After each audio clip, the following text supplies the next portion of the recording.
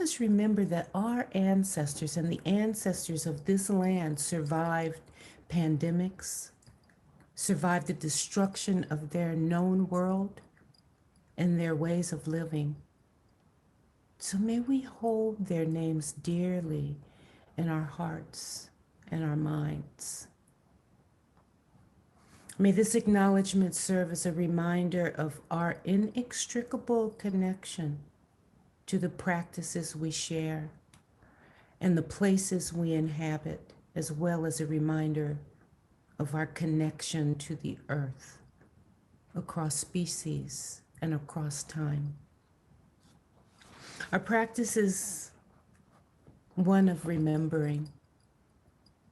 We remember to come back to the breath. We remember our anchor or whatever our object of focus is. We remember to be present. And these are all things that can easily get lost with the myriad distractions that we have in our lives.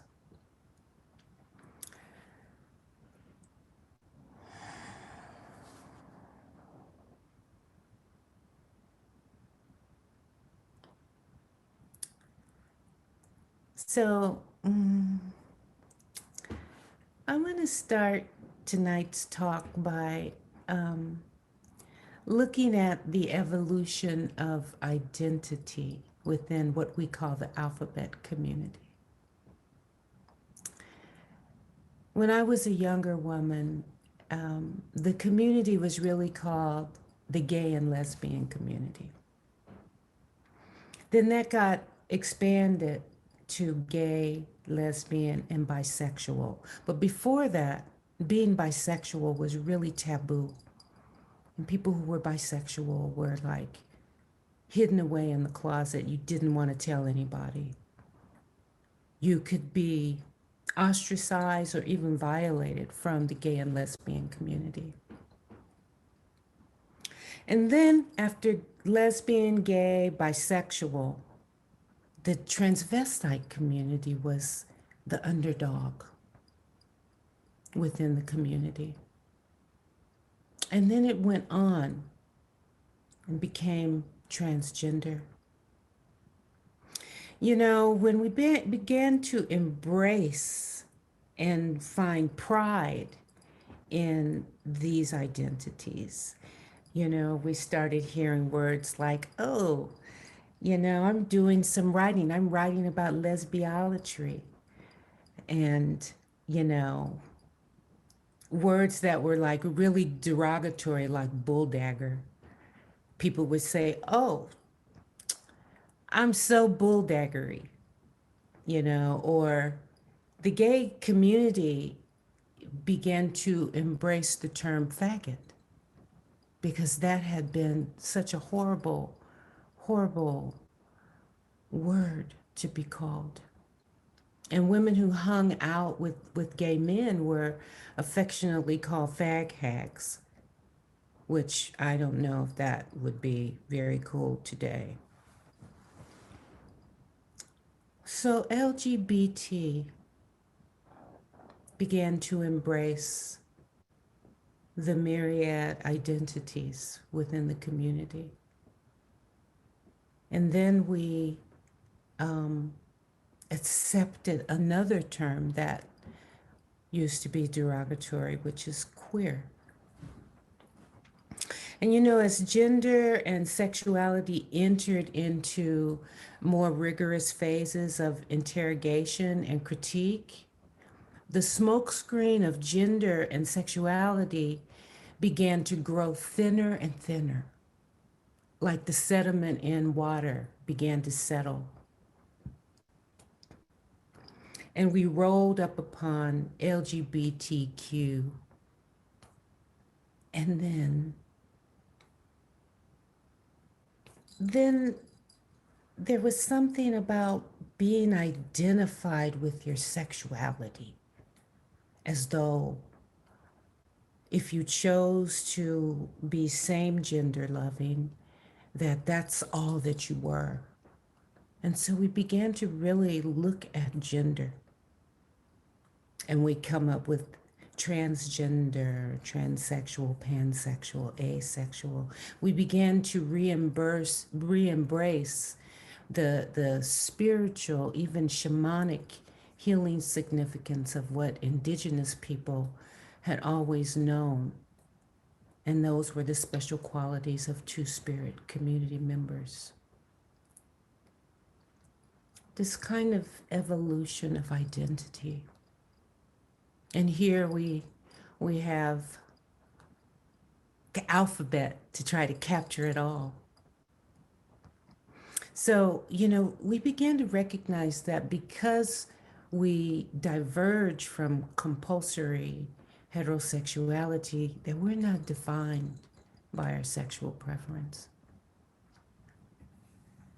Gender nonconforming, gender diverse, some of the things that Rachel said in the beginning, gender expansive, gender queer, non-binary, nonconforming, fluid, and other identifiers that I haven't mentioned because maybe I'm not aware or, or I can't remember or maybe I've forgotten.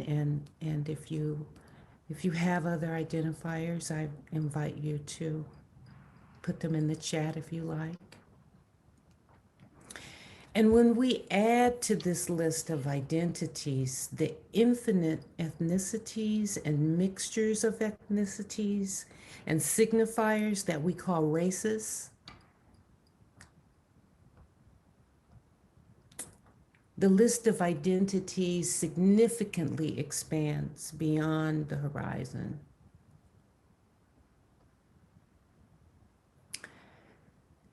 And there's a common denominator that makes claiming and affirming these identities important. And it's a social, cultural conditioning that pressures the mind to boil these vast variations and nuances down to a few homogeneous types, to lump the particulars of variance into easily containable and identifiable modules that keep us in an illusion of difference. And then when you add to these identities the ingredient of aversion, add that to any of these identifiable categories, all of which pretty much reside outside of what is deemed normal and acceptable, is anything that cannot easily slide into a box, anything that is slippery and undefinable, unfamiliar, and different than what is deemed normal. Anything that might touch into the places and shadowed spaces inside ourselves that require us to stretch outside of our zone of comfort and familiarity. Then we have concocted a formula for hatred and violence.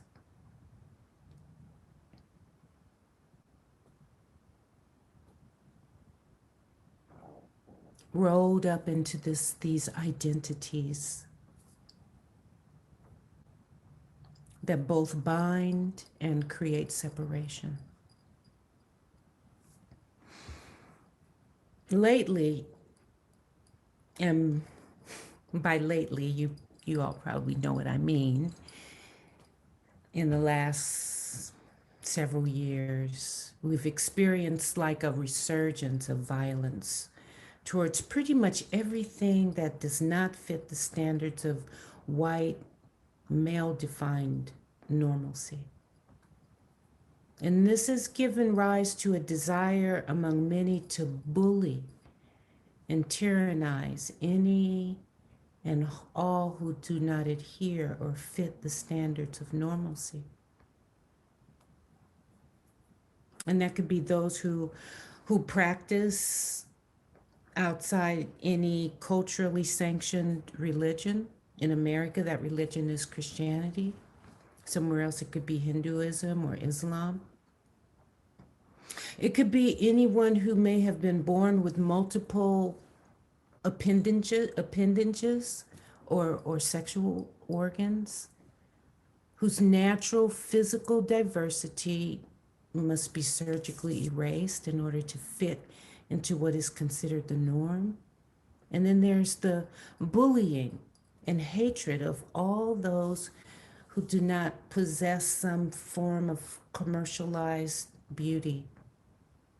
White, thin, light eyed, straight haired, youthful.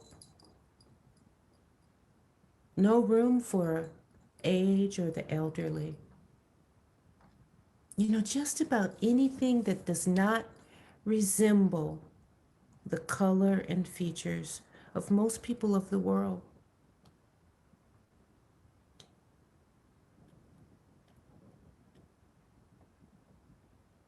Last year, we witnessed and experienced, you know, state sanctioned violence of Black and brown people.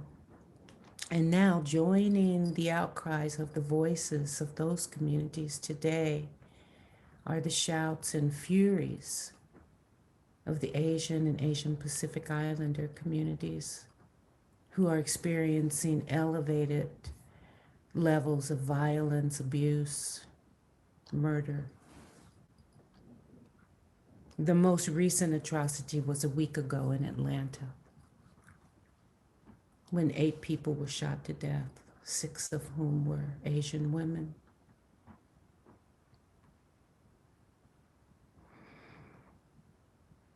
I think right now I'd like to take a moment of silence, a moment to honor those whose lives were senselessly taken.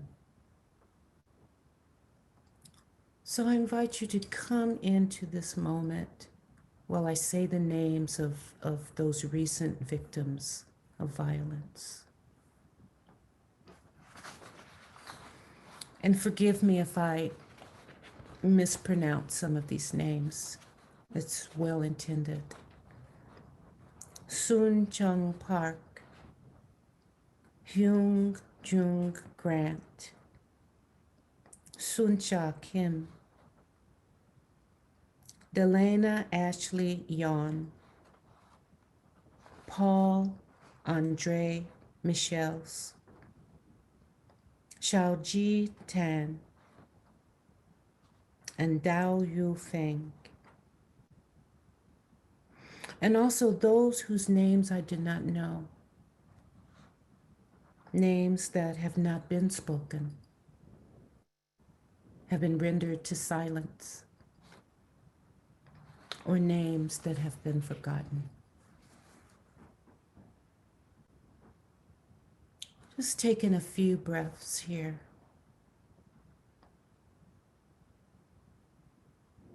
To acknowledge and honor the lives of those who were lost to senseless violence.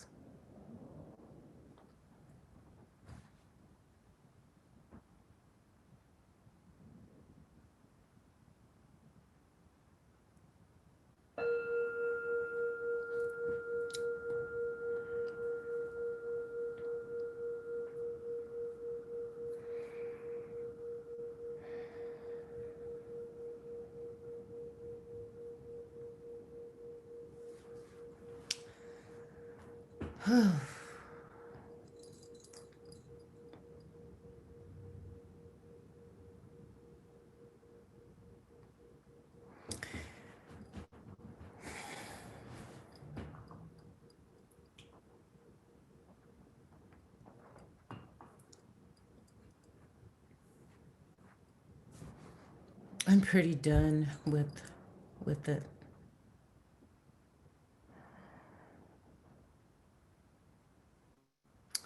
We've all been forced to align in an affinity with one group of people or another. Yet, just like the vast diversity of sexuality and spiritual affinity, body type, and eye color that I just talked about earlier, no two of us are the same or share exactly the same experiences, except in the ways that we are privileged and marginalized. In our practice, when we speak of liberation, we are speaking of freedom from the identities that have been forced upon us. We're speaking of the many stories that define and imprison us. We're speaking of a sweet release from the knee jerk reactions deposited in the body from our experiences of harm, the identities that have been foisted upon us and that we have had to accept for the sake of our survival.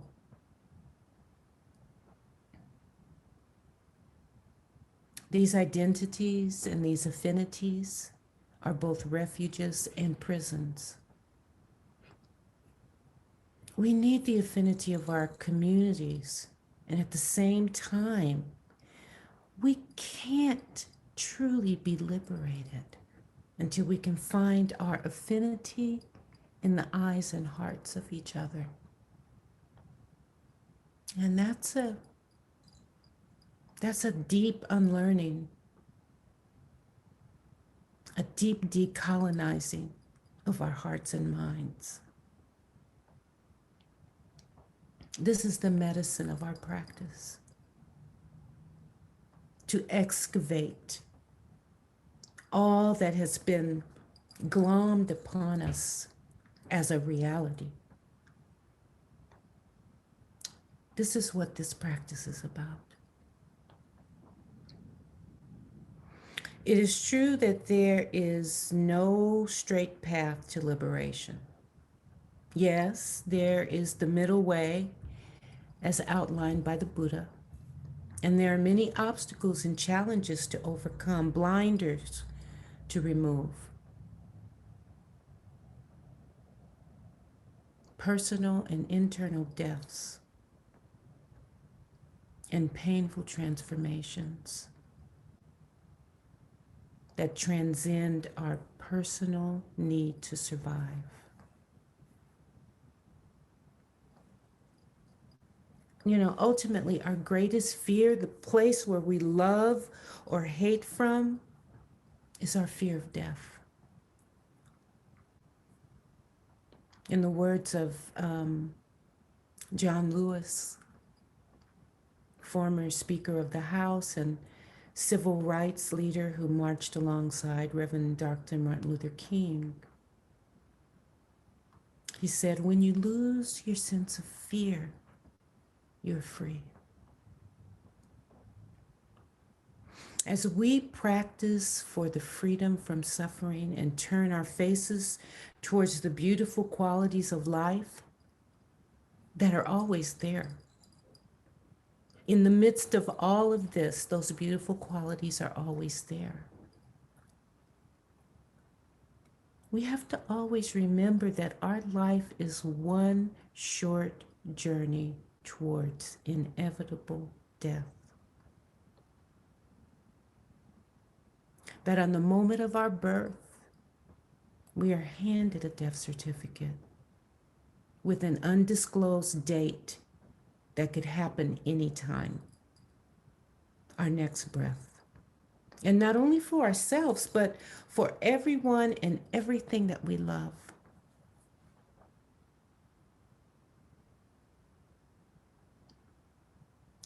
It is a quiet and hidden purpose in our practice.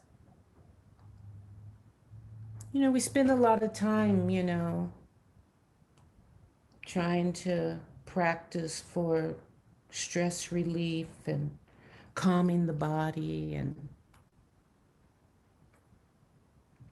nirvana.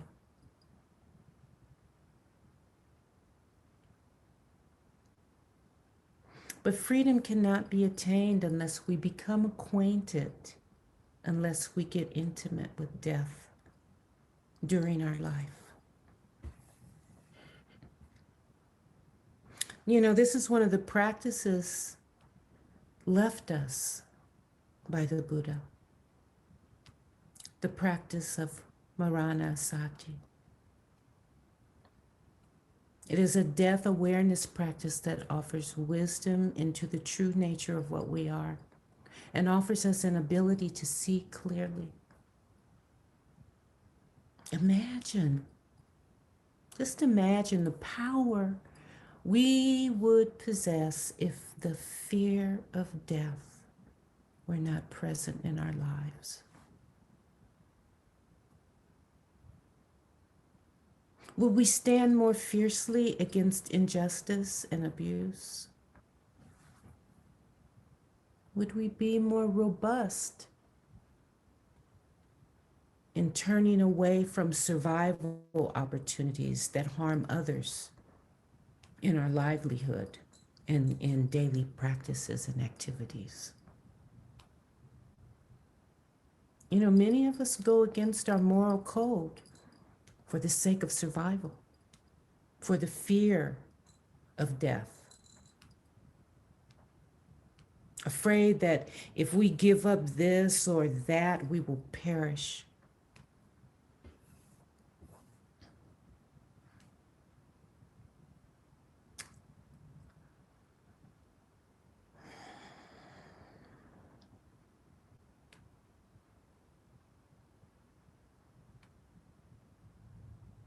We cling on to our identities. You know, I can say for myself that I've had so many identities that have come and gone. And until I found my practice, the loss of many of those identities were devastating. They were like deaths.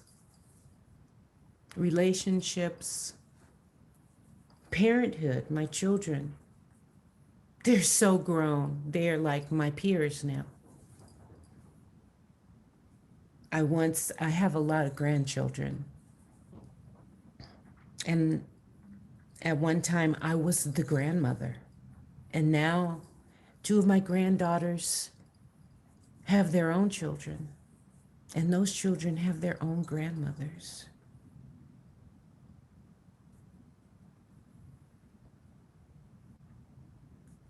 We move and we weave in and out of identities, but they are also constructions. They are both refuges and prisons. So, my question to you is, in what ways has fear prevented you from acting fully from your greatest moral code? In what ways has fear prevented you from acting fully from your greatest moral code? And the second question is, in what ways might you surrender that fear?